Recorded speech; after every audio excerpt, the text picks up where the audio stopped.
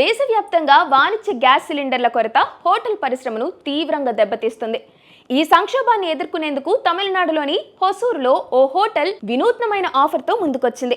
ఒక వాణిజ్య సిలిండర్ ఇస్తే నెల రోజుల పాటు ప్రతిరోజు ఉచితంగా బిర్యానీ అందిస్తామని ప్రకటించి అందరి దృష్టిని ఆకర్షించింది. హొసూరులో తళి రోడ్డులో ఉన్న ఓ హోటల్ నిర్వాహకులు ఎల్పీజీ సిలిండర్ కోసం ఈ వినూత్న ఆఫర్ ప్రవేశపెట్టారు. ఎవరైనా తమకు వాణిజ్య సిలిండర్ ఇచ్చి తమ హోటల్లో నెల రోజుల పాటు ఉచితంగా చికెన్ లేదా మటన్ బిర్యానీ తినొచ్చని ప్రకటించారు. ఫుల్ సిలిండర్ తీసుకొని అదే కంపెనీకి చెందిన ఖాళీ సిలిండర్ను వెంటనే ఇస్తామని బోర్డు కూడా పెట్టారు. ఈ ప్రకటన సోషల్ మీడియాలో వైరల్ అయింది.